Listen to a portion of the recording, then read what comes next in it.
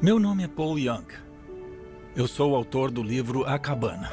Eu quero te convidar para uma aventura junto comigo e meu livro. Vários de vocês já leram o livro e têm dúvidas. Alguns só ouviram falar no livro, mas também têm dúvidas. Esse livro nos permite explorar a fundo nossa relação com o Pai, Filho e o Espírito Santo. Dúvidas que temos a respeito da dor, perda e pesar.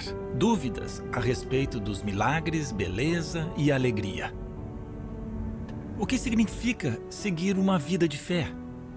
O que nós sabemos sobre a morte? Por que acontecem coisas ruins conosco? São essas as perguntas que queremos explorar, e eu adoraria que viesse comigo. Isso é um convite.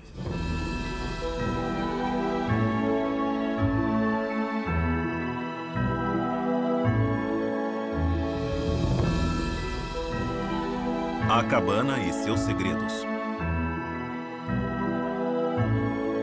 Com Paul Young.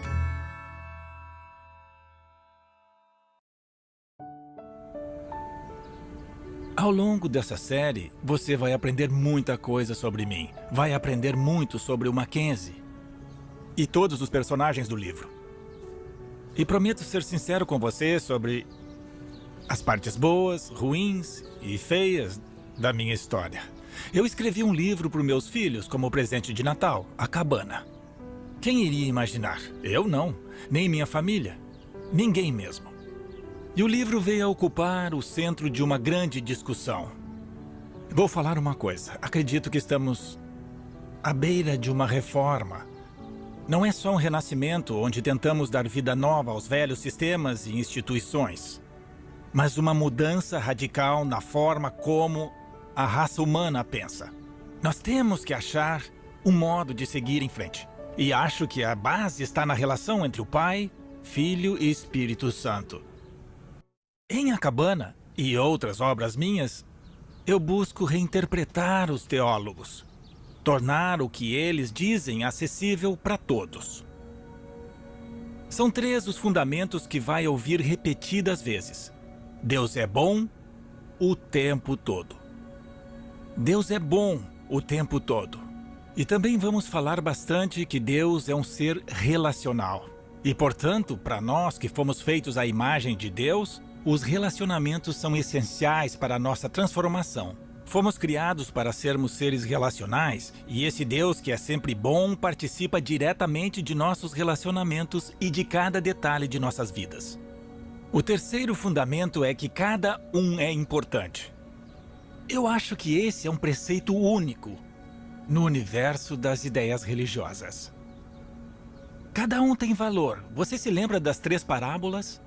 Uma mulher estava procurando a sua moeda. Ela a perdeu dentro de casa. A mulher procura sem parar até encontrar e depois dá uma grande festa para comemorar. A linguagem usada para falar da vela que ela acende se compara à linguagem usada para se referir ao Espírito Santo. A próxima parábola é sobre o pastor que sai em busca da sua ovelha perdida. Ele deixa as outras 99 para salvar a que se perdeu. O pastor é Jesus. E temos também aquele pai, como o pai que aguarda o retorno de um dos filhos, mas que também convida o filho religioso mais velho para se juntar àquela festa. O pai que não fica esperando pela confissão do filho, mas corre pela estrada para dar um abraço nele. E nessa história é o filho religioso que tem mais dificuldade de aceitar a incomparável, irrestrita, abrangente e infinita graça de Deus Nosso Senhor. Trata-se de um Deus que acolhe a todas as pessoas, que entra em nosso mundo e faz acontecer as coisas que mais importam para nós, para que possamos participar, para que possamos nos tornar plenamente humanos e vivos. Muita gente me pergunta se A Cabana é uma autobiografia. Eu acho que um escritor não produz uma obra de ficção sem se inserir nela de algum modo, mas escrevi esse livro para os meus filhos. E coloquei a minha história junto. Teve uma escritora de Nashville que me mandou um e-mail logo depois do lançamento dizendo assim: olha, eu não sei nada sobre você. E ninguém sabia mesmo. Eu não te conheço nem nada, mas eu sinto que a Missy representa uma parte de você que foi morta na sua infância. E o Mackenzie é você, já adulto, tentando reconciliar toda a sua vida com essa perda. Ela acertou.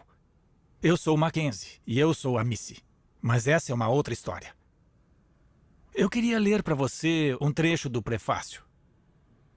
É logo no começo do livro. Mac está casado com a Nan há pouco mais de 33 anos, quase sempre felizes. Ele diz que ela salvou sua vida e pagou um preço alto por isso. Por algum motivo incompreensível, ela parece amá-lo agora mais do que nunca. Embora eu tenha a impressão de que ele a magoou profundamente no começo do relacionamento. Eu penso que assim como a maioria de nossas mágoas tem origem nos relacionamentos, o mesmo acontece com as curas, e eu sei que essa bênção não é evidente para quem vê de fora.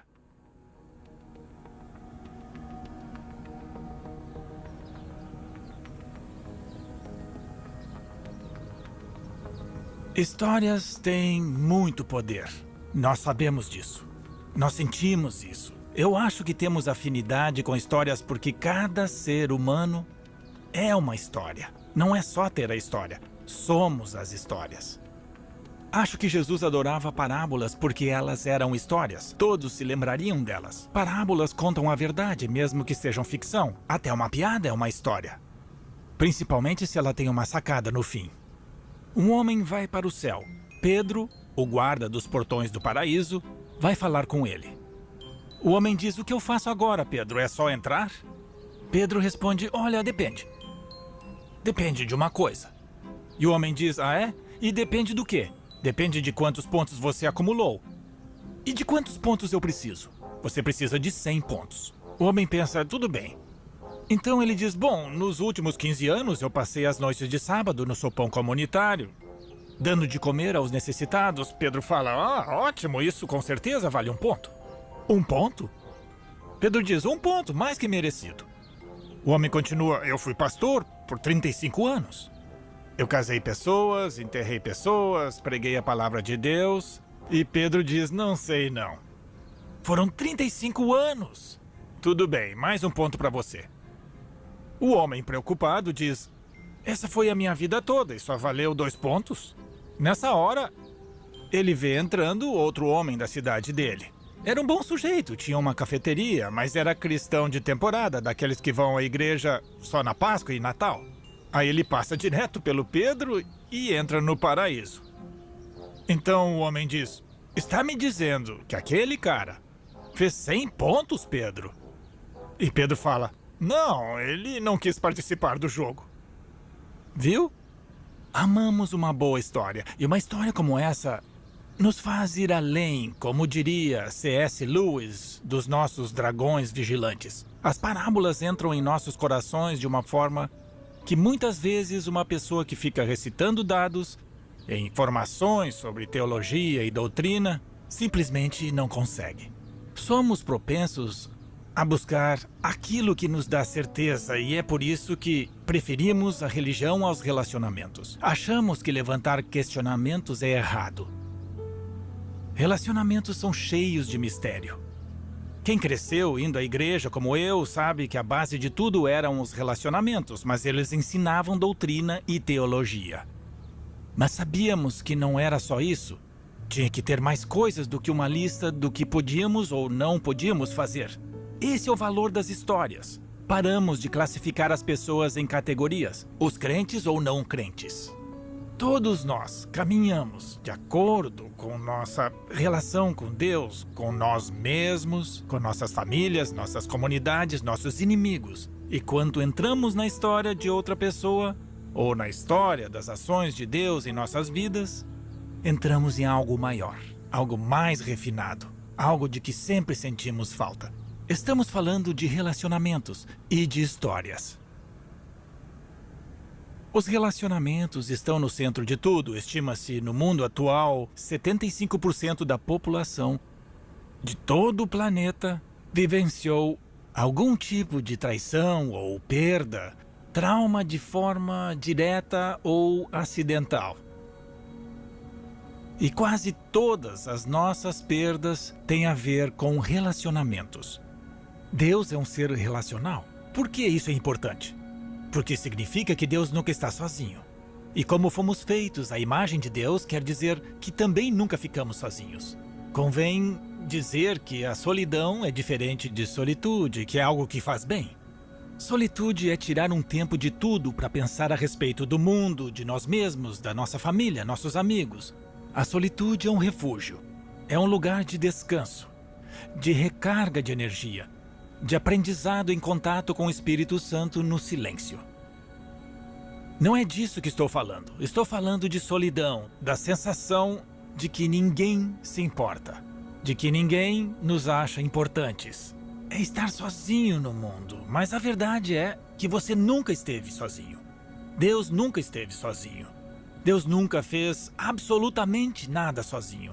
Essa é a beleza da Santa Trindade. Sempre existiu um relacionamento entre essas três entidades da Trindade. E nenhuma delas jamais esteve sozinha. E nenhuma delas foi rebaixada ou absorvida pelas outras, e é aí que mora a beleza de tudo. É uma grande dança de mutualidade, e nós fomos feitos à imagem, natureza e semelhança de Deus. E não estamos sozinhos. A primeira coisa não boa que aparece nas Escrituras é que Adão acreditava estar sozinho. Ele nunca ficou sozinho. Ele não tinha sido criado na solidão. Ele estava cercado pelo amor do Pai, do Filho e do Espírito Santo. Mas essa foi a primeira coisa não boa. E tudo que não é bom não pode vir de Deus. Uma das maiores mentiras que existe é que estamos sozinhos. A minha vida inteira, por vergonha, por causa de tudo que eu tinha passado, acabei sendo levado ao isolamento. Mesmo no mundo de hoje, é sabido que os vícios ganham força com o isolamento. É dentro de uma comunidade que uma pessoa se torna uma pessoa. É por isso que a noção de comunidade de fé, comunidade familiar, comunidade racial, comunidade étnica, comunidade cultural, isso tudo é importante para nós. A família é importante, os amigos são importantes. Tudo isso importa porque somos seres relacionais feitos à imagem de um Deus que também é um ser relacional. Nós não devemos achar que existe algo mais profundo sobre o caráter e a natureza de Deus do que os relacionamentos. Uma vez veio um cara grandão assistir a uma palestra minha. Ele nem olhou para mim, só me deu um abraço e me entregou um bilhete e foi embora. E só fui lembrar do tal bilhete no dia seguinte, quando tirei do bolso e li. De um lado havia 2 folhas com todas as razões pelas quais ele considerava a cabana heresia. Do outro lado tinha um bilhete escrito à mão que dizia: Paul, eu não vim aqui hoje à noite para encontrar o amor de Deus. Vim para avisar quem acredita nele sobre o lobo em pele de cordeiro. Eu preciso de ajuda. Eu não sei o que é o amor de Deus. Estou no sacerdócio há 42 anos e não sei qual é a mensagem de João 17 no que diz respeito ao amor de Deus. É uma situação em que muitos de nós estão. Quando escrevi o livro, não tinha como saber o impacto que teria nos meus filhos e em tudo. Mas criei uma frase especial que se tornou muito importante. Todo mundo já ouviu dizer que Deus te ama. Mas é mais no sentido de que Deus ama todo mundo. Eu mudei isso, tirei a ênfase do sujeito Deus para o objeto, você. E a frase que resultou disso foi: eu tenho um carinho especial por você. Essa frase mudou tudo. Nós sabemos que Deus nos ama, mas sempre pensamos que somos uma pessoa num mar de bilhões. Mas cada um tem valor. Ele vai deixar as outras 99 para ir atrás de você. Eu tenho valor. O Pai tem um carinho especial por mim.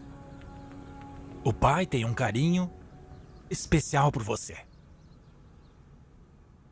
Eu tenho um amigo, eu tenho vários amigos, mas nem sempre foi assim. Mas se tenho tantos amigos é porque deixei que eles entrassem no meu mundo e me afastei do isolamento. Um dos meus amigos é o Scott. O Scott foi a primeira pessoa na minha vida que disse: Você pode armar o maior desastre no seu mundo e eu não vou embora. Foi um momento muito impactante para mim. Ter um homem na minha vida dizendo, eu não vou embora. Eu nunca tinha vivenciado isso antes. E ele sempre vai ocupar a posição da primeira pessoa a ter me mostrado que eu nunca estaria sozinho. Com o tempo, eu compreendi que nunca estive sozinho. Que a sensação de solidão era uma mentira. Eu só tinha que aprender a encarar o risco e confiar que não estava sozinho. Assim que fiz isso e abri o meu mundo, me vi abraçado por uma comunidade de relacionamentos. Os relacionamentos machucam a gente, sem dúvida. E é frustrante saber que a cura também vem por meio dos relacionamentos. Seria melhor Deus nos curar sem que ninguém soubesse. Mas a dinâmica dos relacionamentos é o combustível da transformação. É onde ocorrem as mudanças. Eu convido vocês a entrarem em A Cabana. Venham conhecer o Mackenzie, que sou eu, um homem ferido, e a Missy. Venham conhecer a Nan e o Willie, o papai, e sentir Jesus dentro de você. Bem-vindos ao mundo de A Cabana. Bom, a maior parte das nossas mágoas vem dos relacionamentos. E o processo de cura também começa nos relacionamentos. Temos a oportunidade, em cada episódio, de abrir certa distância. Precisamos fazer isso. Eu sei que o mundo não para. Ele pede nossa atenção, temos compromissos, temos atividades e deveres que temos que cumprir. Mas precisamos nos afastar para refletir a respeito de quem somos e de quem Deus é para nós. E o que é mais importante na vida? Pense nas 3 coisas mais importantes na vida para você.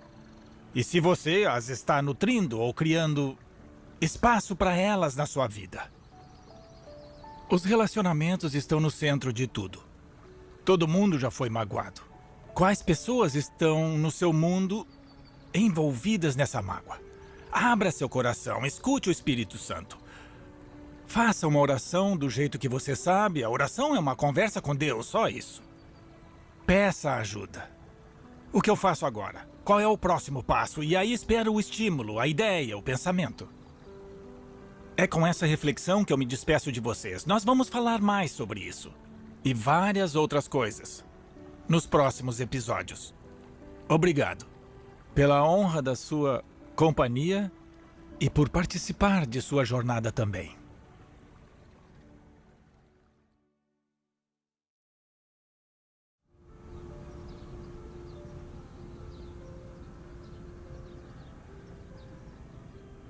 É sempre impossível apreender Deus, compreender Deus, ainda mais diretamente. Muitas vezes, tentamos usar nossas mentes e nossa racionalidade. Não é que seja uma coisa fútil, mas é que a melhor forma de compreender o caráter e a natureza de Deus é através das metáforas e das histórias. Elas nos recebem como pessoas plenas. Essa é a metáfora de A Cabana. Nossos pais moldam a nossa teologia. A nossa teologia faz as vezes de segundo pai. A cabana é a casa dentro de nós, que as pessoas ajudam a construir. Alguns de vocês receberam um bom suporte. Os pais estiveram presentes, amaram vocês, incentivaram, deram força e reafirmação. Para alguns de nós, a casa interior é habitável, é um lugar agradável, mas para muitos de nós, é só uma cabana. E essa cabana é uma casa onde habita nossa alma, nosso coração. Para alguns de nós, ela está arruinada. E ela se torna um lugar para esconder todos os nossos vícios, onde guardamos todos os nossos segredos. E nós nunca convidamos outras pessoas para visitar esse lugar, porque temos medo de que elas nos odeiem da mesma forma que nos odiamos. História. Todo mundo tem uma. Na verdade, todo mundo é uma. E cada história é importante. Quero ler para vocês alguns trechos do prefácio do livro. São trechos bem reveladores. Eu vou explicar melhor. Mais tarde, Mac ficou sabendo que elas, no caso a mãe dele e as irmãs, tinham sido mandadas para a casa da tia May para que o pai tivesse liberdade, para ensinar ao filho rebelde uma lição sobre respeito. Durante quase 2 dias, amarrado ao carvalho nos fundos da casa, ele foi castigado com um cinto e com versículos da Bíblia sempre que o pai se recuperava da bebedeira e deixava a garrafa de lado. O Mac me disse uma vez que quando era mais novo falava o que vinha à mente, mas admitiu que boa parte do que falava era um mecanismo de sobrevivência, para esconder as mágoas. Ele geralmente acabava despejando a dor em todos que o cercavam. Dizia que levava jeito para apontar os defeitos dos outros e humilhá-los, enquanto mantinha o próprio senso de falso poder e controle. Nada muito agradável. A última parte é tão Quando eu era mais novo, tipo eu tenho 1,67, eu não sou muito alto, perdi praticamente todas as brigas em que entrei. Mas aprendi a esconder as facas nas palavras. Podia deixar um homem enorme de joelhos, apunhalando ele com a linguagem adequada. E além disso, eu também tinha conhecimento teológico. Então levava Deus no bolso para fortalecer minha habilidade de machucar os outros. Era um mecanismo de defesa por causa da dor que eu tinha sofrido. Meu pai não chegou a me amarrar a uma árvore e me bater por 2 dias. Mas alguns amigos meus sofreram isso. Passaram por isso. Meu pai não era alcoólatra, mas era viciado na vida do sacerdócio. E toda a dor dele, toda a perda dele, se converteu num tipo de abuso de disciplina e raiva. Acho que foi Leanne Payne que disse: quem não se confessa não se cura. Temos que aprender a falar sobre nossas maiores tristezas.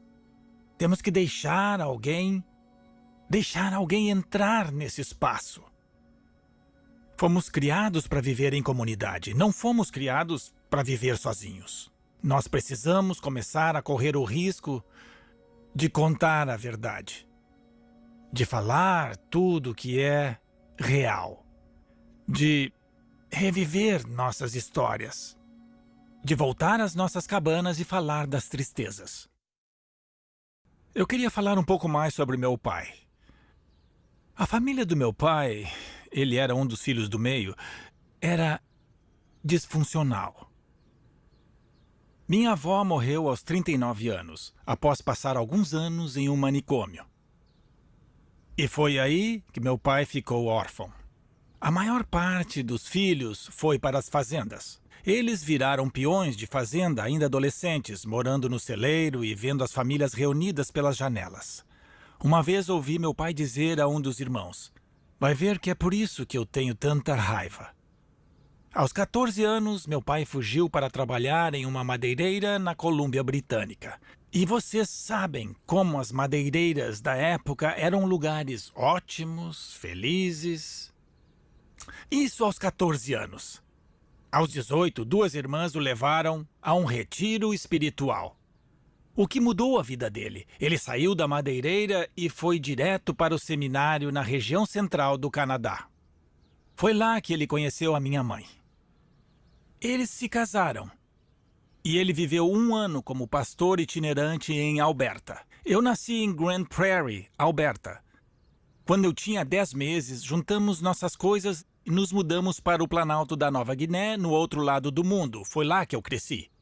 Como podem ver, meu pai não tinha sido preparado para ser pai. O pai dele havia destruído isso. E o pai do meu avô havia destruído o meu avô também. E esse legado tinha sido mantido. E isso virou parte da minha história. Meu pai era assustador. Ele vivia zangado, e eu não sabia o porquê. Mas eu sabia que a culpa era minha. Ao longo de toda a minha infância, ele reduziu minhas emoções à não existência. Eu parei de chorar. Eu jurei que nunca na vida alguém me veria tão vulnerável de novo. Eu herdei a teologia do meu pai, que era a cara dele. Um Deus distante e indiferente, furioso e decepcionado a maior parte do tempo. E justo, apenas o Deus justo podia ficar zangado. Eu não tinha permissão de me zangar. E esse Deus distante era capaz de dar surras no próprio filho para ficar de bem com as outras pessoas. Jesus me salvou. Ele me salvou de Deus do Pai. E eu sempre senti que, enquanto Jesus ficasse entre mim e o Deus que meu pai representava, eu ficaria seguro. Meu pai tinha muito pouco a oferecer. Ofereceu o que tinha. Uma das minhas falas favoritas de Jesus é quando ele está na cruz e diz: Pai, perdoa-lhes, porque não sabem o que fazem. Ele está falando comigo, sobre mim e sobre o meu pai também. Quando alguém conta uma história íntima, esse alguém deixa de ser uma categoria e se torna um ser humano. E a possibilidade de um relacionamento se torna real. Tem uma parte do Gênesis que fala do nosso hábito, devido à nossa vergonha, de projetar na face de Deus nossa própria desorientação e nosso autodesprezo. Achamos que Deus se relaciona conosco da mesma forma que nos relacionamos com nós mesmos.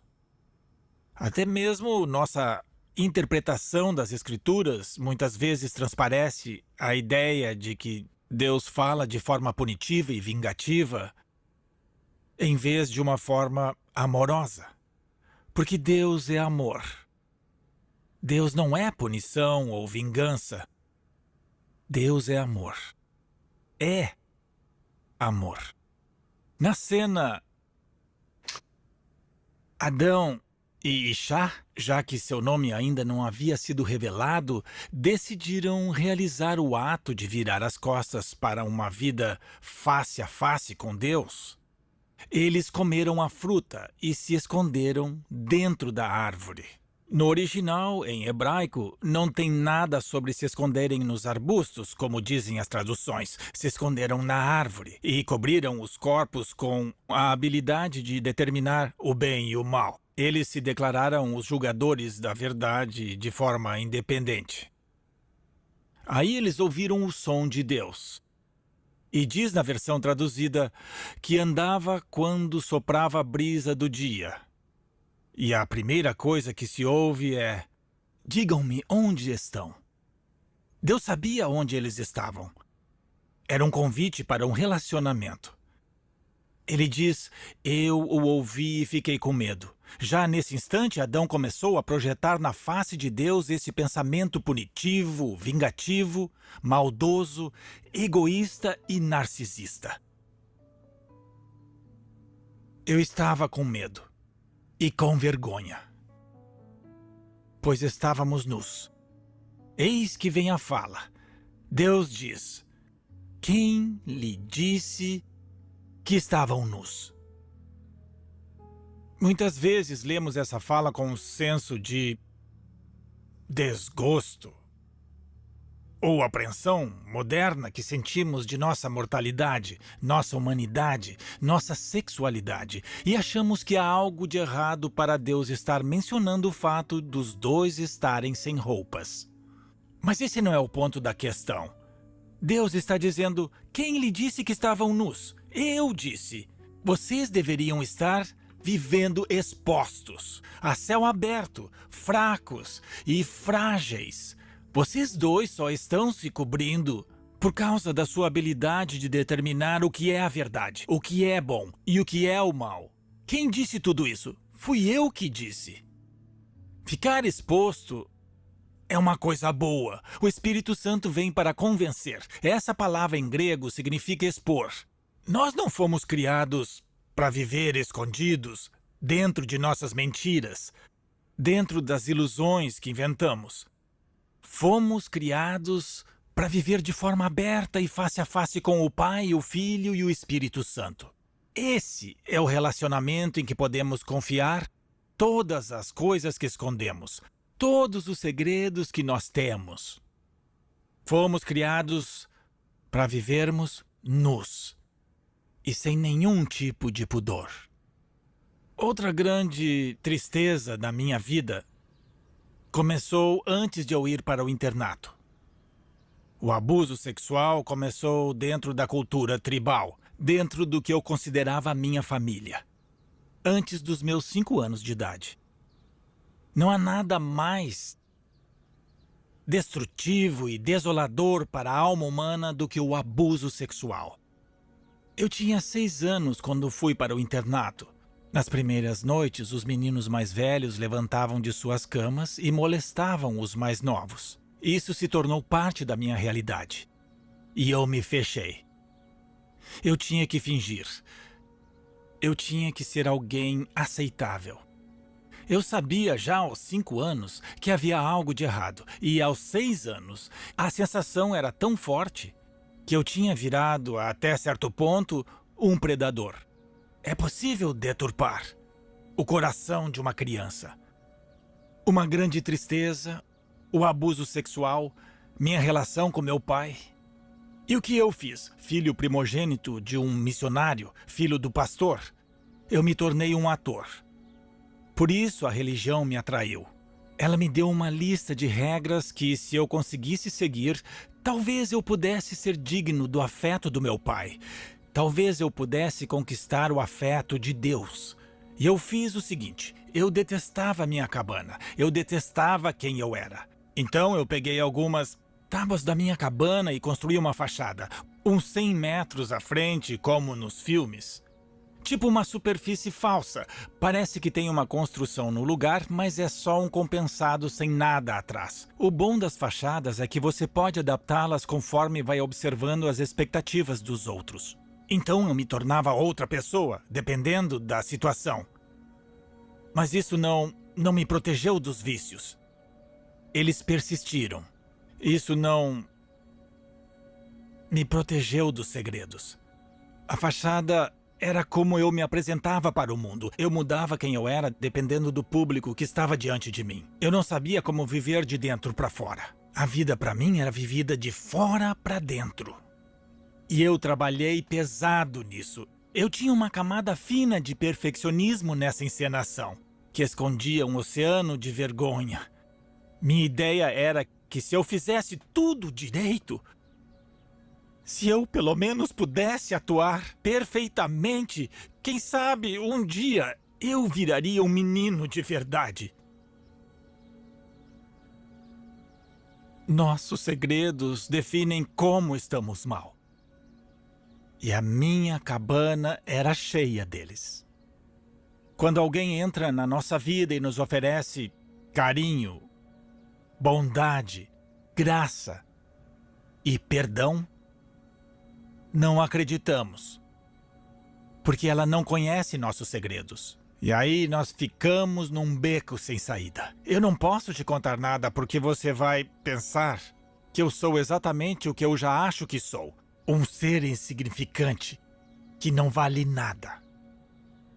Mas se você me oferece uma ajuda que pode me manter vivo, eu não aceito porque você não conhece meus segredos.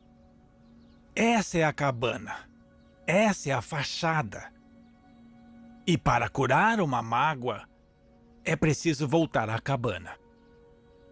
É preciso se dar conta de que Deus está naquele lugar e não na fachada. Nossos segredos definem como estamos mal. Precisamos lidar com nossos corações partidos se queremos nos tornar seres humanos plenos. Não dá para ignorarmos a cabana. Nós temos que entrar nela. Os últimos anos foram, como posso dizer, extremamente peculiares. O Mac mudou. Ele está ainda mais diferente e especial do que era antes.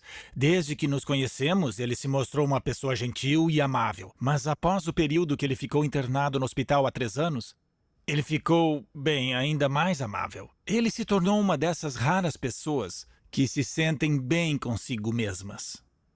E eu me sinto bem com ele, como não me sinto com mais ninguém. Quando acabamos de falar, eu sinto como se tivesse tido a melhor conversa da minha vida, mesmo se passei a maior parte do tempo falando. E com relação a Deus, o Mac não só tem uma visão ampla, ele também mergulhou fundo. Mas esse mergulho lhe custou caro. Hoje em dia é bem diferente de 7 anos atrás, quando a grande tristeza invadiu a vida dele. E ele quase parou de se comunicar. A vida é uma jornada. A vida é um processo. Essa afirmação que está no prefácio é algo que eu sempre tive vontade de aplicar na minha vida, mas nunca achei que seria possível. Ainda no início desses episódios, eu quero deixar claro que essa é a minha verdade agora. É uma coisa que eu nunca achei que fosse possível. Eu me sentir à vontade sendo quem eu sou. Um amigo meu me perguntou um dia numa conferência como é ser Paul Young hoje. Eu disse, é muito fácil. Minha vida era a maior bagunça, complicada, enquanto tentava ser outra pessoa. Enquanto mantinha meus segredos enterrados. Enquanto eu vivia escondido. Enquanto a escuridão e as mentiras vivem em nós e mantêm aprisionados os nossos corações, elas são fortes. Quando nós as revelamos, elas perdem essa força. Acontece que esse processo é incrivelmente doloroso às vezes, e há muito risco envolvido. Mas esse processo de confiança sempre vai ser arriscado. E a confiança tem que ser o nosso destino, não para controlar, não para ter religião, mas para se relacionar. Esse é um Deus que sempre vai estar com você, que nunca vai sair do seu lado e nunca vai te abandonar. Eu peguei um voo com um cara famoso e eu perguntei a ele, depois de algumas horas, quais são as pessoas em que você confia? Ele balançou a cabeça e disse, minha mãe, meu pai e minha irmã. O Mac está deitado no pier com Jesus, observando as estrelas e rindo, até que finalmente o pesar toma conta dele e ele diz, eu me sinto tão perdido. Aí ele sente uma mão segurando firme a mão dele e Jesus diz para ele, eu sei, Mac, mas eu estou aqui e eu não estou perdido. Qual o poder dos segredos em sua vida? E quem você deixou entrar? Você acha que guardar segredos é mais seguro do que revelá-los? Reflita sobre o poder que os segredos exercem em sua vida. E nos vemos no próximo encontro. Há muitas coisas em A Cabana que não são o que aparentam ser. Por exemplo, o prefácio foi escrito por Willie, e muita gente presume que seja eu. Meu nome é William Paul Young, mas ninguém me chama de William. Minha família e meus amigos sempre me chamam de Paul. Eu sou uma das 4 gerações de William e nenhum de nós usava esse nome. Quando eu escrevi o manuscrito, eu fiz uma piada. Escrito por Mackenzie Allen Phillips com William P. Young. Eu criei a identidade do Willie com base no pai da Kim. Ele morou com a gente por 17 anos. O nome dele é Willard e nós o chamamos de Willie. Eu queria ler para vocês mais um trecho do prefácio. Vocês vão notar que tem um elemento mais jocoso, porque o Willie não era realmente um escritor. Eu o usei como uma espécie de experimento em literatura. Mas muita gente achou que o Willie existia de verdade e tinha escrito o livro. E diz assim, Embora ele se comunique bem verbalmente, Mac não se sente confortável com sua escrita, uma área que ele sabe que é minha paixão. Por isso, ele me pediu para escrever essa história em seu lugar, para meus filhos e para Nan. Ele queria uma narrativa que não só expressasse a eles todo o amor que ele sentia, mas que os auxiliasse a entender tudo o que acontecia no seu mundo interior. Você conhece o lugar. É onde você fica sozinho. Talvez com Deus. Se acreditar nele. Lógico, pode ser que Deus esteja lá, mesmo se você não acreditar nele. É bem o estilo de Deus. Ele não é chamado de grande interferidor à toa. Grande interferidor. C.S. Lewis criou esse termo. Um Deus que não se resigna a lavar as mãos e nos deixar continuar na nossa tristeza, nossa desorientação, nossa cegueira. Mas que mergulha conosco e se junta a nós no meio disso tudo, mesmo que não possamos sentir sua presença. No último encontro, eu falei das minhas grandes tristezas. Meu relacionamento com meu pai, o abuso sexual que sofri na infância e da minha inadequação. Mas eu me adaptei. Eu me tornei um ator. E eu era realmente bom nisso. Eu não pensava que fosse porque eu era esperto ou porque eu era criativo que eu tinha sucesso. Eu achava que enganava as pessoas. Ninguém sabia da minha história, ninguém sabia dos meus vícios, ninguém sabia meus segredos. Eu fui contratado por uma igreja grande para trabalhar com os jovens e com adultos entre 20 e 30 anos. A igreja se tornou uma referência em Portland. Eu estava tendo sucesso por fora, mas estava vazio por dentro. Uma noite chegaram 3 moças. Uma delas era Kim. Ela estava com 2 das 5 irmãs.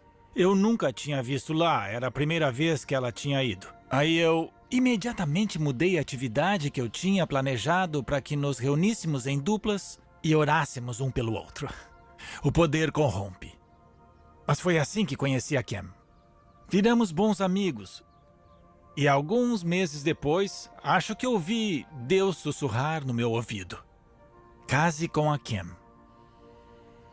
Eu achei que era uma ótima ideia. Mas a gente nem era namorado, então eu pensei em como propor isso. Bom, eu não sabia como amar as pessoas. Eu era todo estragado por dentro. Mas eu tinha ouvido que devia me casar com a Kim.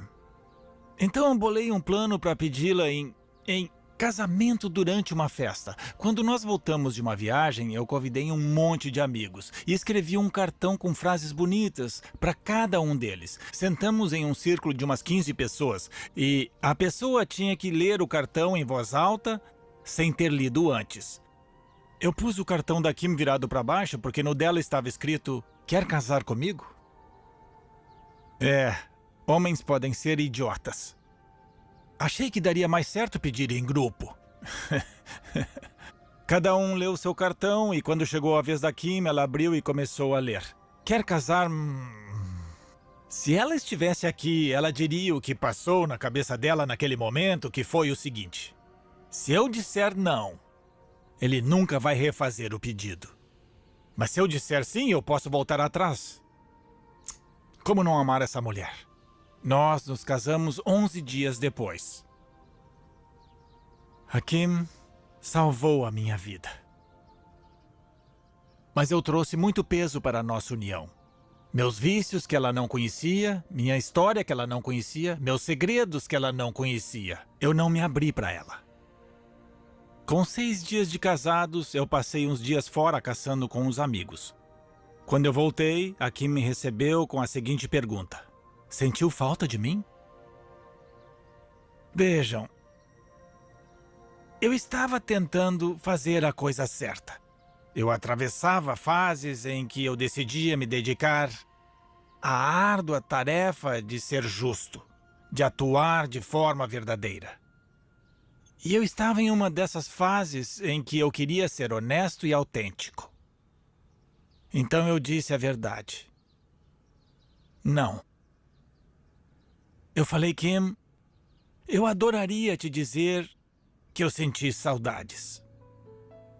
Mas eu não senti. Acontece que eu nunca senti saudade de nenhuma pessoa. Se eu soubesse o que é isso, talvez tivesse saudade, mas eu não sei como sentir isso. Ela ficou arrasada. Nosso primeiro ano juntos foi bem atribulado. Todo mundo tem uma casa interior que as pessoas nos ajudam a construir. Alguns de nós temos uma cabana. E não dá para evitar envolver quem está por perto nas nossas perdas. Parece ser mais seguro fingir e seguir tentando. Mas enquanto nós não voltarmos à cabana e deixarmos alguém entrar nela, vamos continuar destilando nosso veneno para cima de todo mundo. Principalmente para cima de quem mais amamos. A solidão era uma força dominante do meu mundo emocional. Era uma grande parte da minha vida. Em parte porque eu nunca deixava ninguém entrar, mas de fato era porque eu não confiava em ninguém. E tinha separado minha mente do meu coração, pois meu coração estava partido. E eu me norteava pela minha mente. Por isso eu sabia como virar qualquer discussão contra os outros. Eu sabia como transferir a culpa, e eu vivia afastando os outros de mim. Eu sentia na pele o que era essa solidão. Eu lembro quando eu estudava no seminário, que ficava no interior do Canadá. Eu saía à noite para caminhar ao lado da ferrovia. O vento soprava forte. E eu sabia que o barulho era tão alto que ninguém ia me ouvir gritar. Então eu gritava e gritava. Aí eu juntava os cacos, remontava a minha fachada e voltava para o seminário, onde eu fazia o papel do garoto religioso, inteligente e sagaz. Coração partido. Mente separada do coração. Deus não tem intenção de nos largar nesse estado. Mas a intenção de Deus também não é nos castigar. Castigo não é justiça. Castigo não muda nada. A longo prazo, sabemos que não. O castigo não restaura o que foi quebrado. A intenção de Deus é nos curar, mesmo que a cura venha como fogo. Nós precisamos que o fogo exponha nossos corações e nos cure. O fogo tem poder restaurador. O fogo purifica. Deus é um fogo consumidor. Há algumas datas em nossas vidas que são mais importantes que as outras. 4 de janeiro de 1994 é uma dessas datas para mim. Eu recebi uma ligação só com uma frase da Kim. Eu estou te esperando no seu escritório. E eu sei de tudo. O que a Kim sabia é que eu estava tendo um caso há 3 meses com uma das melhores amigas dela. Nessa altura, eu tinha que tomar uma decisão. Devo falar com minha esposa? Ou devo fugir? A única forma de fugir dessa conversa era o suicídio. Essa era a decisão que eu tinha que tomar. Para alguns de nós, o suicídio é a forma derradeira de fugir de tudo. É um jeito de evitar chegar ao fundo do poço. Até hoje, eu não sei como eu consegui ir para o outro lado da cidade para entrar no escritório e encarar a fúria da minha esposa. Eu costumo brincar que me casei com a ira de Deus. Felizmente, eu acredito que a ira de Deus também é o amor de Deus. É o fogo que arde furioso com tudo que está errado, mas que também tem o poder de carbonizar todo o lixo. Não há nada que justifique o adultério. E olha que eu tentei justificar o meu comportamento para mim mesmo. Lembrem que eu tinha uma fachada, eu era um ator. e estava envolvido em uma atividade de consequências devastadoras. Eu comecei a pensar que talvez a Kim acabasse morrendo. E que esse podia ser o amor que finalmente iria demonstrar ao mundo como era o amor de verdade. Sabe, era uma forma de insanidade. Como o adultério deve ser. Se eu sentisse amor pela outra mulher, eu nunca teria feito isso. Se eu amasse a Kim nessa situação, eu nunca teria feito isso. Não há justificativa alguma. E parte do processo de cura implica em assumirmos os nossos erros. Eu estava num ponto da minha vida em que, se eu não fosse capaz de assumir os meus erros e buscar um jeito de mudar, o suicídio era a única opção. Passadas 4 horas da conversa, eu disse para Kim: se nós vamos ficar juntos, eu preciso contar cada segredo que eu tenho. Porque meus segredos vêm me matando a minha vida toda. Muito ingênua, ela disse: então me conta tudo. Ao final de 4 dias, a Kim estava totalmente destruída. Ela me disse: eu nunca mais vou acreditar em uma única palavra que sair da sua boca pelo resto da sua vida. Eu acreditei nela. Afinal, por que ela acreditaria? Tudo que ela achava que era real e legítimo havia sido completamente destroçado. Eu tinha chegado ao fundo do poço. Há muitas situações que se assemelham ao fundo do poço e o suicídio é uma delas. Mas é só uma forma de evitar chegar no fundo do poço. Quando você chega lá, você para de querer pôr a culpa nos outros. Eu não pus a culpa no abuso que sofri, eu não pus a culpa na minha criação, eu não pus a culpa na Kim. Isso nem passou pela minha cabeça porque eu já estava lá. O fundo do poço, para muitos de nós, é o primeiro lugar na vida em que você tem a chance de finalmente ficar de pé. Mas é um lugar incrivelmente ruim de se estar. O fim de semana que o Mackenzie passa na cabana representa 11 anos. 11 anos para Kim e eu nos curarmos. O livro é muito autobiográfico. Eu não sei se um escritor é capaz de fazer uma obra de ficção sem se inserir nela. Eu sou o Mac. Eu agora vou ler um trecho do prefácio do livro. Mac está casado com a Nan há pouco mais de 33 anos, quase sempre felizes. Ele diz que ela salvou sua vida e pagou um preço alto por isso. Por algum motivo incompreensível, ela parece amá-lo agora mais do que nunca. Embora eu tenha a impressão de que ele a magoou profundamente no começo do relacionamento. Eu penso que, assim como a maioria de nossas mágoas tem origem nos relacionamentos, o mesmo acontece com as curas. E eu sei que essa bênção não é evidente para aqueles que vêm de fora. Agora você sabe a história por trás da história. Outro sinal de que você chegou ao fundo do poço é que você para de tentar manipular o mundo à sua volta. Uma das formas para eu abrir mão do controle foi ligar para completos desconhecidos. E pela primeira vez na minha vida, eu pensei em fazer terapia. Eu marquei um horário e fui até lá. O Byron, que é meu amigo até hoje, foi quem me recebeu e disse: acho que conheço o cara ideal para você.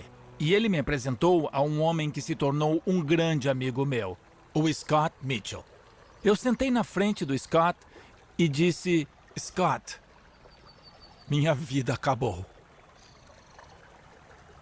E pela primeira vez na minha vida inteira eu disse essas 4 palavras: você pode me ajudar?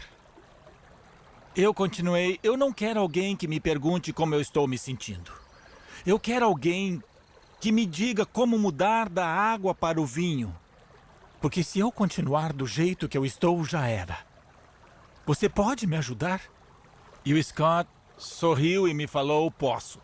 Mas vai demorar 1 ano e meio. Eu disse: eu topo. Ele disse: tá, sei. Aí eu falei, Scott, eu nem sou capaz de reconhecer quando eu estiver curado. Eu só vou embora quando você disser que estou curado. Eu me coloquei em uma posição onde a possibilidade de confiança era a única saída para mim. Eu cansei de tentar me virar sozinho e manipular minha jornada de cura. Então eu dei o primeiro passo, um dia de cada vez, um momento de cada vez, e me empenhei. Parte da devastação do abuso sexual é que é um mal que aniquila os limites internos da pessoa. E quando você se depara com outra pessoa que não tem esses limites, a coisa fica perigosa.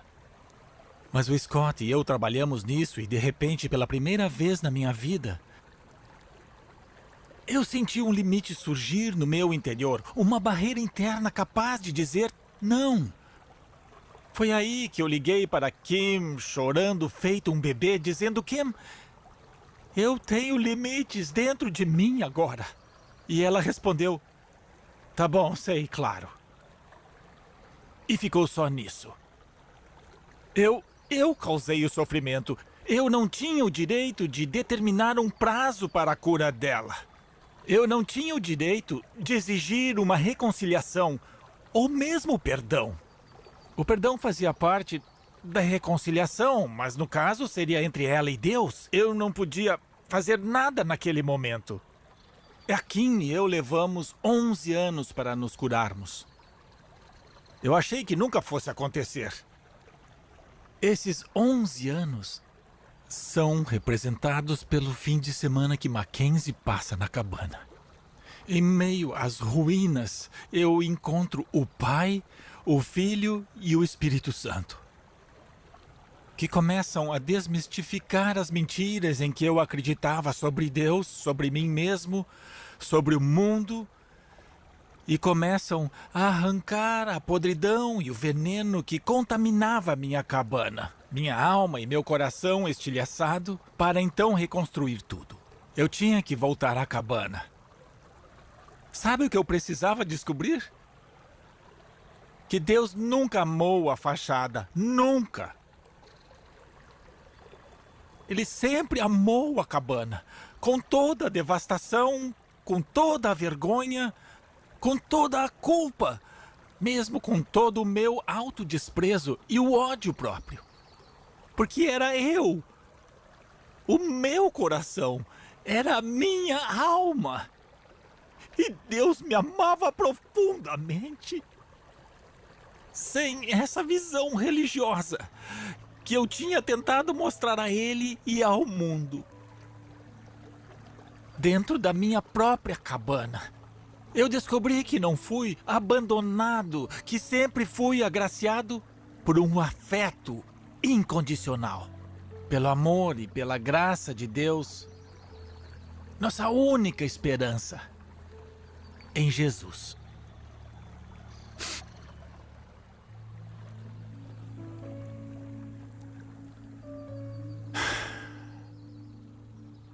Muitas vezes esperamos que os outros mudem antes que nós mesmos tomemos a decisão de mudar. O que você está esperando? Reflita. Chegou a hora? Você está a ponto de desistir? Você está achando que nada vai mudar? Você pode. Não desista. É como diz a música da banda Joseph: não desista. É melhor morrer do que viver uma mentira. Queime a bandeira branca.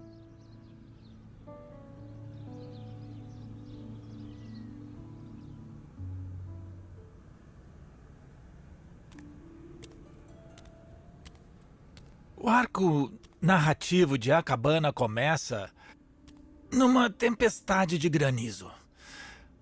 Moramos perto do Pacífico, onde se passa a história do livro, e o padrão climático da região mudou bastante. Já faz tempo que não tem uma tempestade de granizo, mas no passado aconteciam com frequência.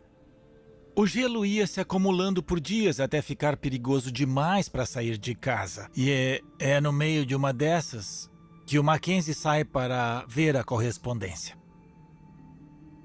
Ele levou quase 1 minuto para quebrar o gelo que havia lacrado a caixa de correio.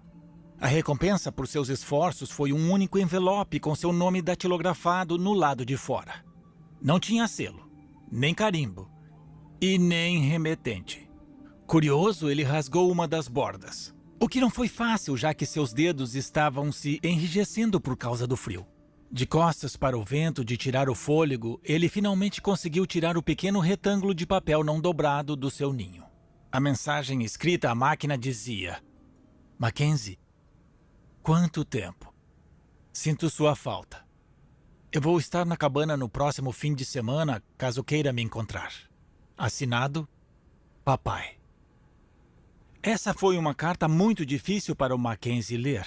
Ela vir assinada a Papai podia ser uma pegadinha muito cruel bem na sua fase de grande tristeza, ou alguém pregando uma peça. Mas podia ser uma carta de Deus. Ou Deus está envolvido em cada detalhe de nossas vidas, ou não está. Eu acredito que Deus está envolvido. Muitos de nós fomos criados com a mentalidade ocidental de deísmo que prega que Deus criou o universo e depois saiu de cena para fazer suas tarefas de Deus. Mas isso não é verdade. As Escrituras falam que Deus está amplamente envolvido, a tal ponto que ele opera sem fazer quaisquer grandes discriminações. Deus não dá a mínima se você pertence a esse grupo ou aquele grupo. Deus gosta de participar e ele ama a humanidade. A Kim e eu precisamos de 11 anos para nos curarmos, ou seja, de 4 de janeiro de 1994 até o final de 2004. Essa foi a fase de reconstrução, ainda tem muito a fazer. E talvez dure a vida toda. Quando embarcamos em uma jornada assim, não dá para saber se vai durar 11 anos. Eu adoraria dizer que era só mandar a nossa alma para a oficina e pronto, vou ali passear na Disney e consertem enquanto eu estou fora. Quem me dera. Tipo a pílula vermelha ou a azul. Mas não funciona assim. Passamos por coisas incríveis. Somos seres de histórias magníficas, cada um ferido de uma forma única e curado de uma forma única. O processo foi composto de várias partes. E uma delas foi em 2004, no 11º ano. No começo daquele ano, eu estava divagando sobre a vida pensando, pois é, estamos com problemas financeiros. E eu ia ter que encarar um dos meus maiores medos, que sempre esteve por perto, que é o medo da insegurança financeira.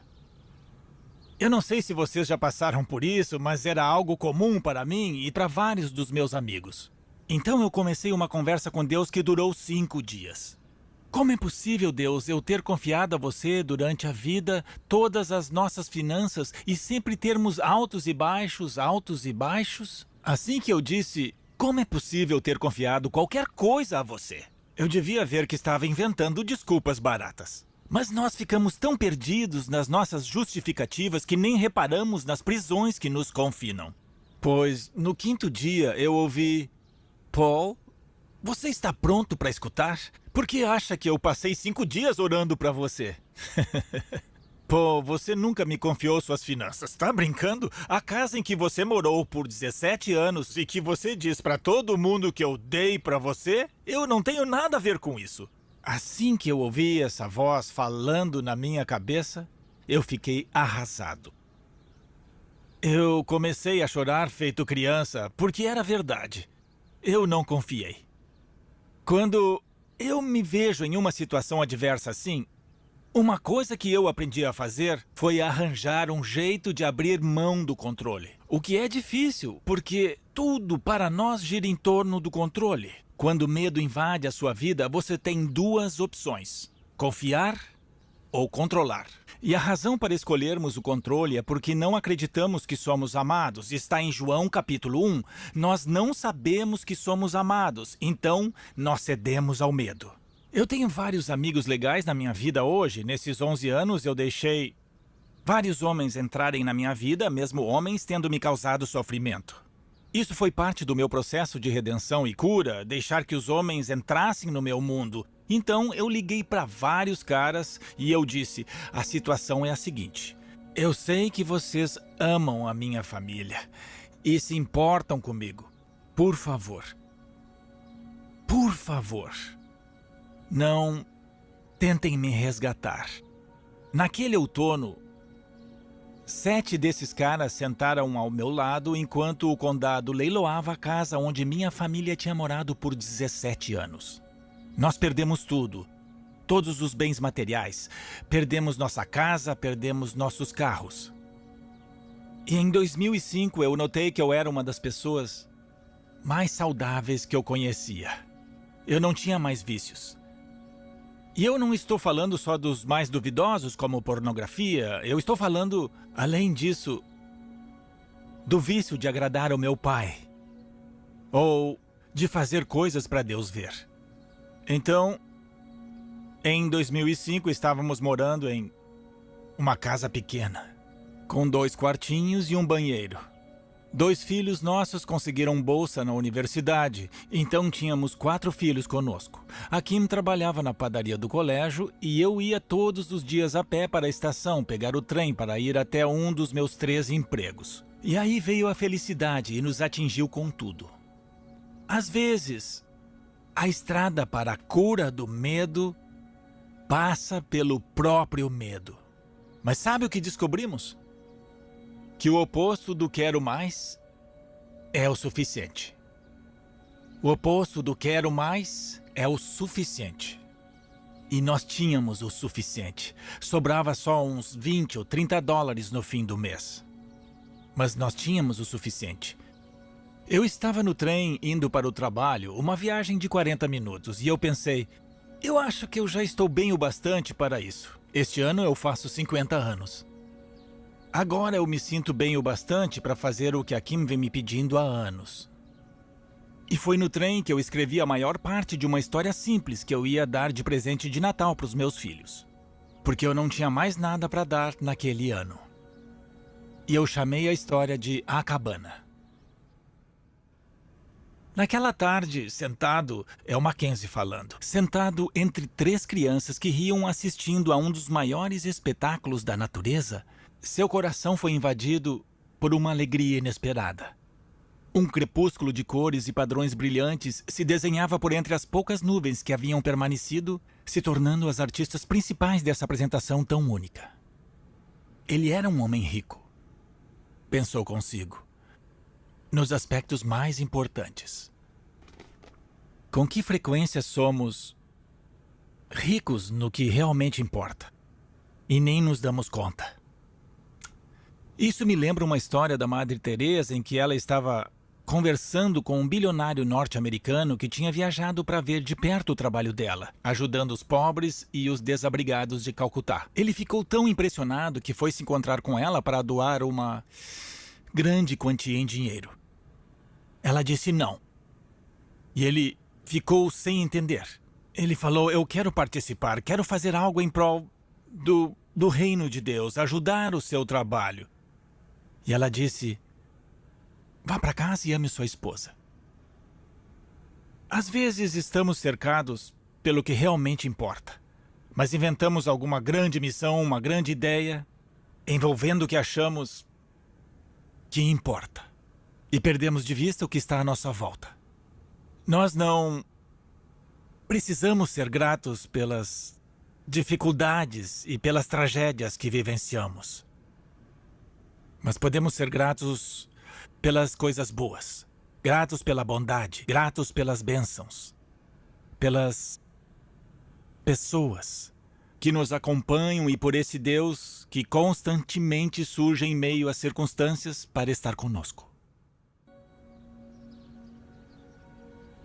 Talvez você ache que eu sempre quis ser um autor de livros publicados, mas isso não é verdade. Não era um desejo meu. Não estava nos meus planos. Eu escrevia quando criança para tentar trazer à tona o meu mundo interior.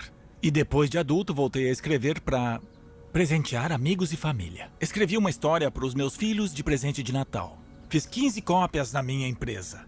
A pergunta é, como essas 15 cópias viraram esse colosso que é a cabana. Quando você dá um livro para os seus filhos, eles dizem: "Ah, valeu, pai. Pode deixar que eu vou ler."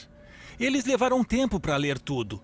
Meus amigos começaram a ler e passaram para outros amigos, que passaram para outros amigos. E uma das cópias foi parar nas mãos de Wayne Jacobson. Ele tinha escrito um livro chamado Deus Me Ama, que eu adoro. Ele era o único autor de verdade que eu já tinha conhecido. Um dia ele me telefonou. Foi a primeira vez, mas foi assim. E ele disse: "Que ideia foi essa de me mandar o seu manuscrito?" A vergonha foi tanta que reacendeu minha história e eu comecei a surtar. Ai, meu Deus, eu ofendi o cara. Aí eu disse: "Pode jogar fora." E ele disse: Não, você não entendeu. Eu queria poder ler mais rápido." Eu falei: "O quê?" Ele disse: "Eu não lembro de ter lido uma obra tão impactante quanto essa." E minha primeira reação foi querer enviar para vários conhecidos meus. E acontece que 2 desses conhecidos eram Brad Cumming e Bobby Downs, sendo que o Bobby tinha experiência como produtor de cinema. E os 3 já estavam conversando sobre a possibilidade de adaptar a história do meu livro para o cinema. Bom, eu nunca tinha pensado que ela seria um livro, e agora ela podia virar um filme? Eu me encontrei com eles. E durante aquela conversa, nós decidimos que seria uma boa ideia publicar o livro. Se você escrever um livro e conseguir vender 100 mil cópias desse livro, Hollywood logo vai mostrar interesse em fazer um filme baseado nele. Até Portland tem mais gente do que isso. Será que é tão difícil? Mandamos o livro para 26 editoras, metade de literatura religiosa, metade de literatura secular. Ninguém quis o livro e ele foi recusado por 26 editoras. Aí eu fiz uma pergunta simples, porque eu não sabia. É muito difícil lançar um livro? O Brad se ofereceu para enviar os livros da casa dele à noite, porque de dia ele instalava sistemas de irrigação. Nós achamos uma gráfica perto da casa dele e então levantamos o dinheiro. Um amigo meu me emprestou uma grana para produzir a primeira edição. Um dos caras tinha um dinheiro na poupança e o outro tinha cartões de crédito. E aí, foi isso. O Brad Wayne tinha um canal de podcast e esse foi um elemento totalmente crucial. Era um espaço para conversa sobre a vida e o relacionamento com Jesus. Não era sobre a cabana. Mas eles começaram a discutir os conceitos presentes no livro uns 6 meses antes dos exemplares chegarem à garagem. E esse podcast era ouvido em 150 países, 45 minutos por semana. Então, antes mesmo dos livros ficarem prontos, recebemos encomendas de 1000 exemplares. Depois de 2 semanas, eu comecei a receber e-mails do mundo todo. Eu recebi um e-mail do Canadá, veio com uma foto anexada. Era uma dessas placas que indica onde alguém morreu em um acidente numa estrada. Era uma placa assim. No caso, o pai tinha saído com a filha para tomar um sorvete e o carro deles foi atingido por uma carreta. O pai e a filha morreram na hora. Na foto tinha um memorial de beira de estrada com uma madeira fincada e alguém amarrou uma cópia de A Cabana. Esse foi um dos primeiros e-mails que eu recebi. E eu comecei a receber e-mails não só de gente dizendo que tinha gostado do livro, mas de gente me contando sua história, dizendo: "Seu livro chegou na minha vida bem no meio da minha grande tristeza, ou da grande tristeza da família, ou da tristeza da minha comunidade." Nós vendemos 22 mil livros em 60 dias, e depois mais 33 mil em 30 dias. Foi aí que começamos a receber ligações das editoras que tinham recusado o livro. A Barnes & Noble nos contatou. Disseram: "Normalmente", e a essa altura boa parte das conversas começava com normalmente. Normalmente é assim. Eles disseram: "Nós cobramos caro para uma editora colocar seus livros nos lugares mais chamativos das nossas lojas. Vocês aceitariam que nós fizéssemos isso com o livro de vocês por 3 meses de graça?" Bom, deixa eu pensar um pouco sobre o assunto. Claro, nós aceitamos e as vendas decolaram totalmente. A Amazon estava crescendo e, de repente, todo mundo queria o livro. Tinha virado a maior febre. Ninguém previu tanto sucesso. Se 26 editoras não previram isso, nós é que não iríamos prever. Nos primeiros 13 meses, de maio de 2007 a junho de 2008, nós gastamos menos de $300 em marketing e propaganda. E vendemos 1.100.000 exemplares de A Cabana. Foi uma coisa de Deus desde o princípio. Ninguém podia imaginar. O meu simples livrinho estava sacudindo as bases das discussões sobre o relacionamento com Deus em termos do Pai, do Filho e do Espírito Santo. Há elementos numa música de rock que tocam a gente de uma forma que um sermão não toca. Assim como andar na floresta ou escalar uma montanha faz a gente sentir coisas que é impossível sentir dentro de um prédio, por exemplo. Mas Deus não é conhecido por respeitar prédios e estruturas. Deus está nos detalhes. De que outra forma daria para explicar religiosos mais velhos indo a um show do Elton John e acendendo isqueiros com os braços no alto? Algo que eles nunca fariam dentro de uma igreja, não é? Ou 60.000 pessoas com as mãos para o céu cantando o Salmo 40 no YouTube.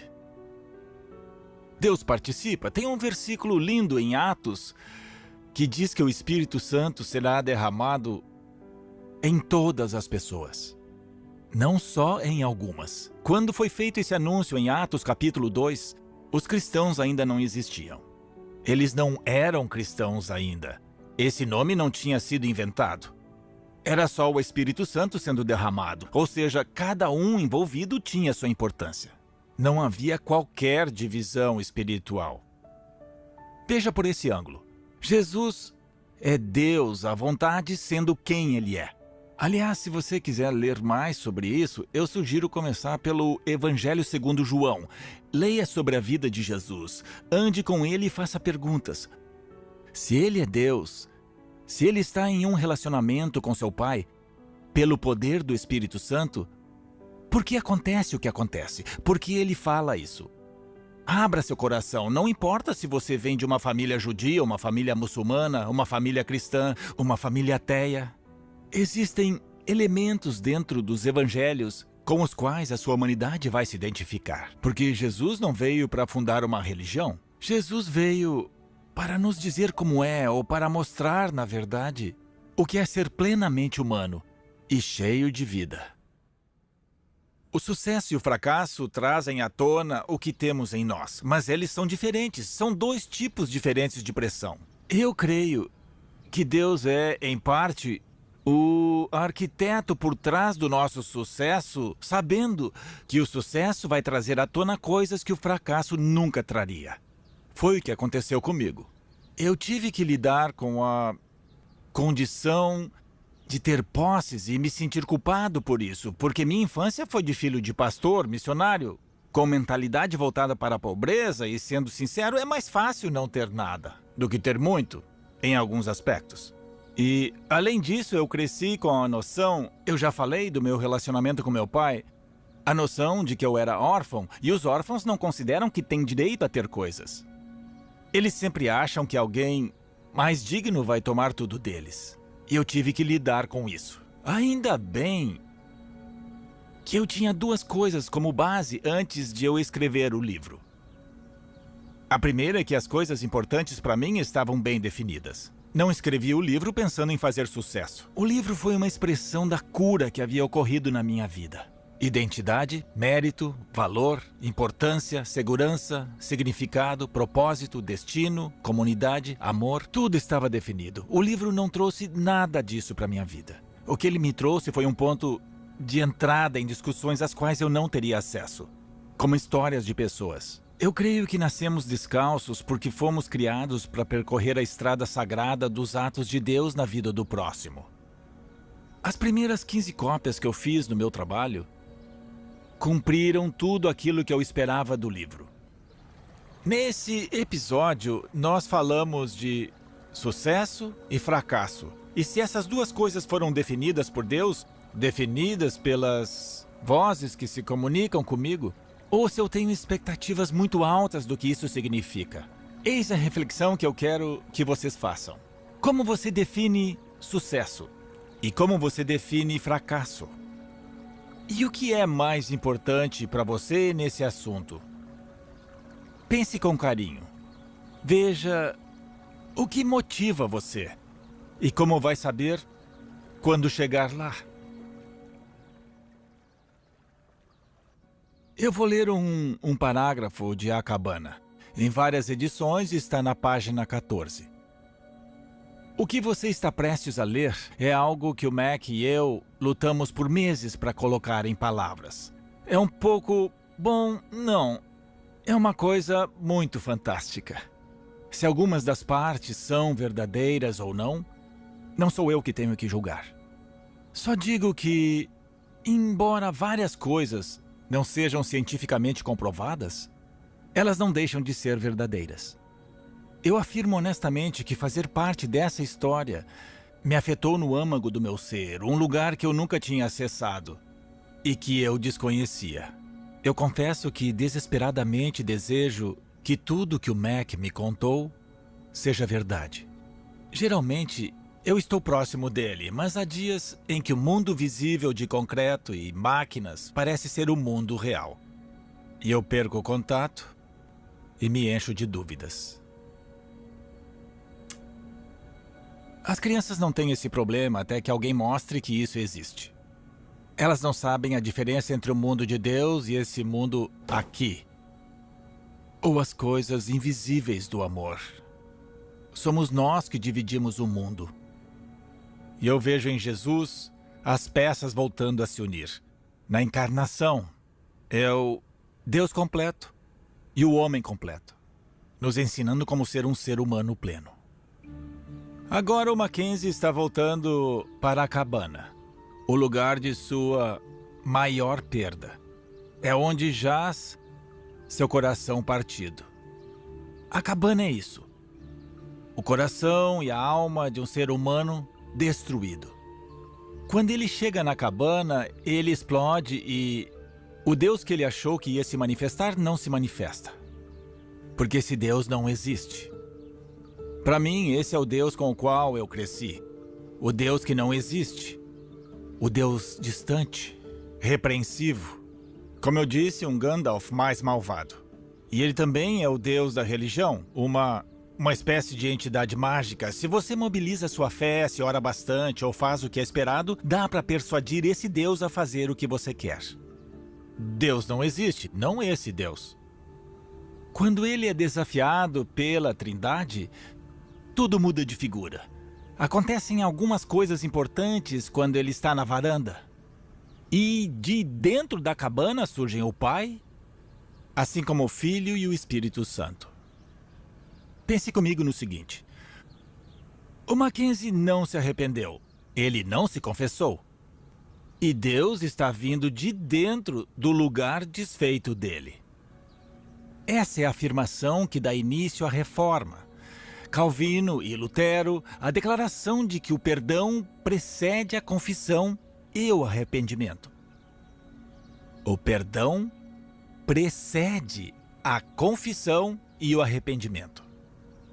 E é por isso que o Pai e o Jesus dentro de você estão vindo de dentro para fora. Para conduzi-lo à sua própria dor, porque é lá que vai ocorrer a sua verdadeira cura. Vamos falar um pouco sobre os três. Quando o Pai se apresenta, ela é Deus falando. E ela se apresenta como Elousia. Esse nome é uma combinação de uma palavra hebraica e uma palavra grega. A palavra em hebraico vem do primeiro versículo das Escrituras. Gênesis 1:1. No princípio, Elohim, El. Elohim é um nome muito especial para Deus. É um nome no plural. A pluralidade existe, mas os verbos estão no singular e os pronomes no plural também. Vamos fazer o homem em nossa, plural. Elohim é a presença da Trindade em Gênesis 1. Ousia significa ser em grego. Então, Elousia é Elohim, Deus, na pluralidade da pessoa, que é a base de toda a existência. Isso é Elousia. Mas o Mackenzie acaba só chamando ela de papai.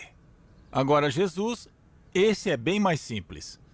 A propósito, no filme, Jesus é interpretado por Aviv Alush, um ator de Tel Aviv. Eu acho que foi a primeira vez que Jesus foi retratado em um filme de grande porte por um judeu. Quem diria, né? Sarayu é o Espírito Santo. Muita gente me perguntou por que uma mulher asiática e por que uma mulher. Bom, a segunda pergunta é bem simples. Sarayu e Ruach, o Espírito Santo das Escrituras hebraicas, é feminino. Isso é irrelevante, assim como Deus ser uma figura feminina, porque toda masculinidade e feminilidade são oriundas da natureza de Deus.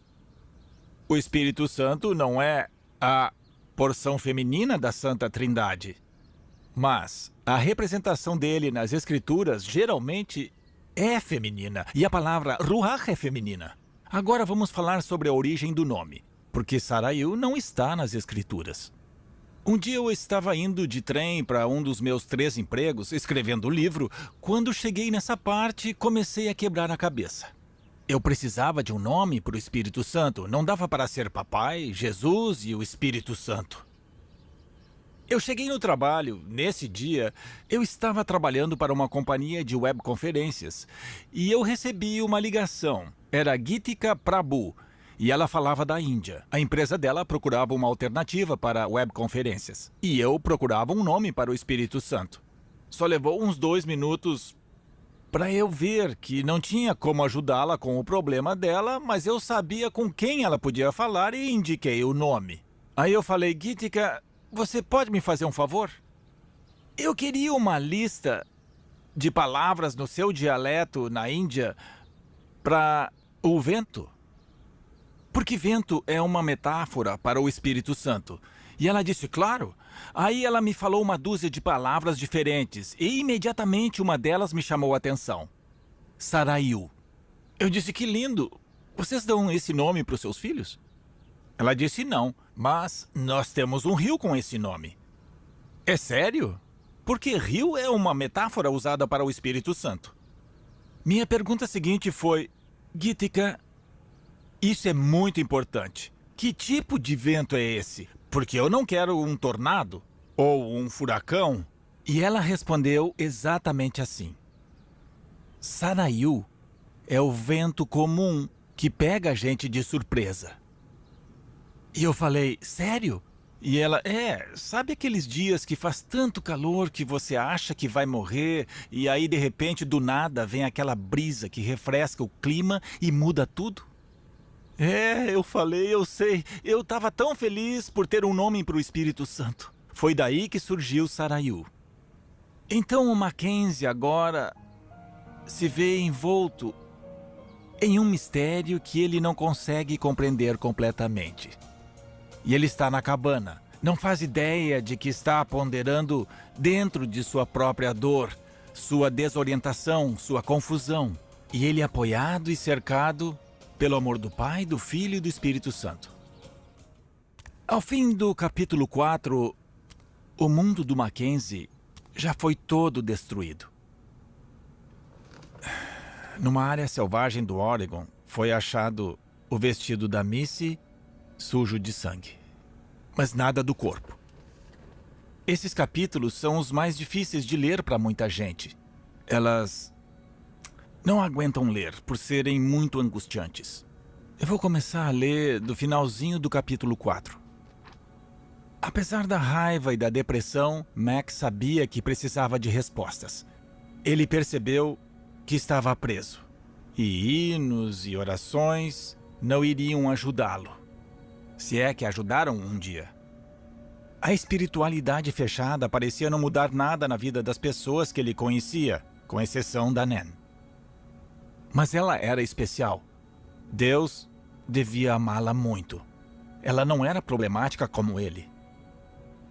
Ele estava cansado de Deus e da religião de Deus, dos clubes sociais religiosos que não faziam diferença alguma e não promoviam mudanças reais.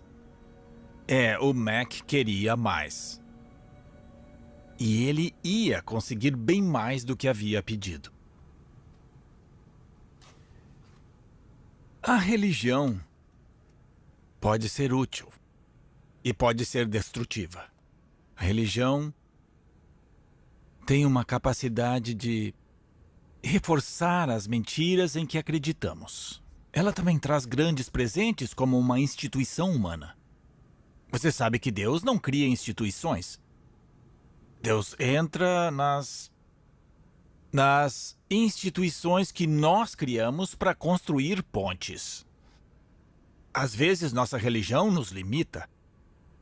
A religião pode causar danos incalculáveis. Qualquer uma.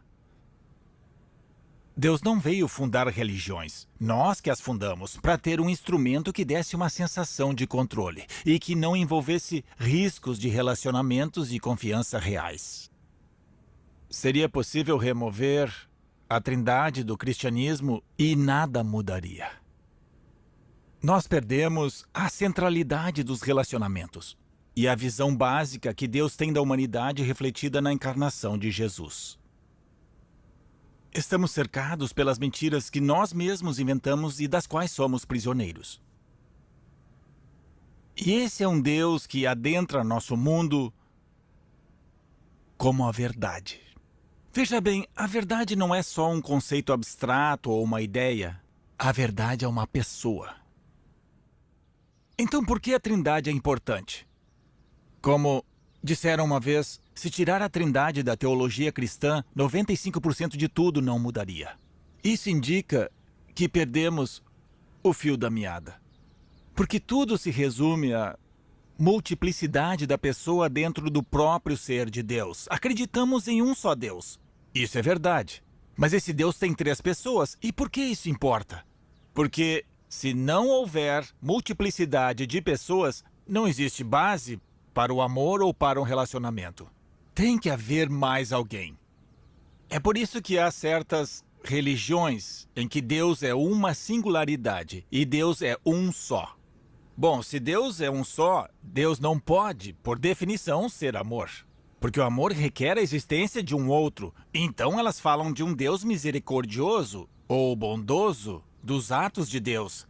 Mas elas não falam que Deus é amor, visto que para Deus ser amor, ele precisa de uma contraparte, que seria a criação. E tudo que Deus precisa é maior que o próprio Deus. Então Deus não pode ser amor.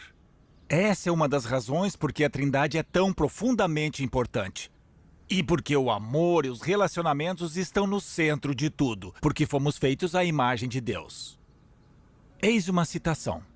O que Deus deveria fazer ao ver que sua boa criação estava à beira da ruína e a ponto de cair na não existência? A citação é de Atanásio. O texto foi escrito por volta de 300 depois de Cristo. Ele era um teólogo do norte da África que chegou a abrir o caminho para a comunidade de fé a evoluir. Ele tinha pouco mais de 20 anos. Um amigo meu descobriu essa citação em uma obra de Atanásio, sobre a encarnação do Verbo. Esse meu amigo se chama Baxter Kruger. Ele é doutor e escreveu De Volta à Cabana e vários outros livros.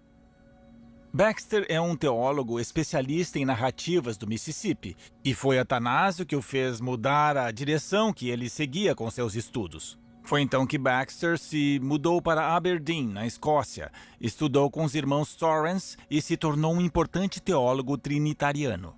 O Baxter estava no Colorado, admirando as montanhas, e ele vem de uma formação mais tradicional, reformista. Eles não têm visões, eles não são como os irmãos e as irmãs pentecostais. Mas eles têm vislumbres. E o Baxter teve um vislumbre. Ele estava admirando uma grande cadeia de montanhas quando viu uma represa. Era feita por castores e muito grande, podia bloquear o rio Mississippi. Era enorme. E ele perguntou para Deus, o que é aquilo? E ele ouviu a resposta dentro do seu coração. Aquilo são as mentiras dos pastores e dos teólogos do sistema institucional da igreja que estão represando os rios de água corrente do mundo ocidental. Então Baxter olhou para o fundo onde havia inúmeras sequoias imponentes e tinha uma bem no centro, ao fundo. Baxter disse, e o que é aquilo? E a resposta foi: aquilo, Baxter, é a mentira da separação. O mundo ocidental está convencido de que ele está separado de Deus. A verdade é que nunca houve separação. Isso não passa de um mito. Se você tirar esse mito, a represa inteira vai ruir. Para muitos de nós, o Evangelho falava sobre separação. Essa era a suposição. Inclusive, partimos da ilusão de que Deus realizou a criação e a própria criação se conduziu ao desastre. Daí Deus manda Jesus em uma missão de resgate. E Jesus reconstrói a ponte e oferece um novo caminho para um relacionamento com Deus nosso Senhor. É assim que vemos o Evangelho, e que nada tem a ver com a visão de Atanásio, ou de Irineu, ou dos fundadores da igreja. Eles não tinham essa noção de separação que temos hoje. Então, o que é o Evangelho? Eu vou tentar explicar de forma bem clara. O Evangelho não prega que você pode receber Jesus em sua vida. O Evangelho prega que Jesus já recebeu você na vida dele, no relacionamento dele com o Pai, na unção com o Espírito Santo. Essa é a boa notícia. Você já está incluído. Talvez você não saiba disso, pode ser até que não queira. Foi mal. Mas essa é a verdade de quem você é. Você pode lutar contra para sempre, mas não vai deixar de ser verdade. A nossa salvação não depende de nós. Não é fruto do nosso esforço, não. A salvação é incondicional. A salvação tem 3 dimensões e isso está registrado em todo o Novo Testamento. Primeiro, nós já fomos salvos e incluídos em Cristo muito antes da fundação do mundo. Nós fomos criados em Cristo. Com o tempo, fomos incluídos em Jesus. Quando ele morreu, todos nós morremos. Quando ele ressuscitou, nós também. E agora estamos todos envolvidos no processo de realização dessa salvação. Sozo, a cura do coração e mente, que reúne todos nós e nos integra como seres humanos. Essa afirmação é verdadeira e digna de aceitação total. Jesus Cristo é o Salvador da humanidade, de toda a humanidade. Ele disse: quando eu for levantado da terra, eu irei, é arcaico, eu irei atrair todos os homens a mim. E foi o que ele fez. Ele fez, sem direito a voto, graças a Deus. Faz pouco tempo, eu estava na casa de um amigo. Nós estávamos conversando. Era um teólogo, amigo meu, e o filho dele, de 11 anos, estava lá estudando. Durante a conversa, em certo momento, a conversa misturou questões de ordem católica e protestante. Aí o menino não se segurou e disse: eu estudo numa escola católica. E eu tenho que falar uma coisa. Eu aprendi várias coisas boas sobre Deus lá na escola. Mas, conforme eu fui crescendo, começaram a falar das coisas ruins de Deus. E agora eu estou confuso. Bom, os católicos não têm o monopólio na arte de tornar as coisas confusas, pode acreditar. A religião tem sido um obstáculo há muito tempo. Tem uma palavrinha da qual falamos como se lembrássemos o significado original. A palavra igreja. A igreja nunca, jamais, foi só uma instituição. Nunca foi aquela construção que fica na rua principal, com as torres e os sinos. A igreja é uma comunidade de pessoas que formam, em união, uma mulher a quem Deus ama, a quem Jesus também ama, e com quem Jesus pretende sempre ter um relacionamento cara a cara. É uma comunidade de pessoas, independente das torres, dos sinos e das paredes, que caminha na direção da autenticidade, da verdade, da criatividade, do afeto, da bondade, da graça. Isso é igreja. Eu adoro os espaços sagrados. Eu adoro as expressões artísticas de fé. Mas todo o espaço sagrado, seja o prédio da igreja, o templo, a mesquita, a capela, todo o espaço sagrado serve para nos lembrar que todos os espaços são sagrados. Não existe mais separação entre o secular e o espiritual. Jesus unificou totalmente o universo. Porque tudo é espiritual. Porque tudo é humano. Tudo é importante. Se cada coisa é importante, então tudo é importante. Eu tenho uma pergunta. Como você descreveria o Evangelho? Você já me ouviu falar dessas boas novas? O que seriam boas novas para você? E uma pergunta em duas partes. Você acredita que a separação é uma mentira, como eu? E se não tem nenhuma separação, como isso mudaria a sua forma de viver? O Deus que te ama está constantemente presente na sua vida. Que mudanças isso traria para você? Bom, nós conversamos mais uma outra hora.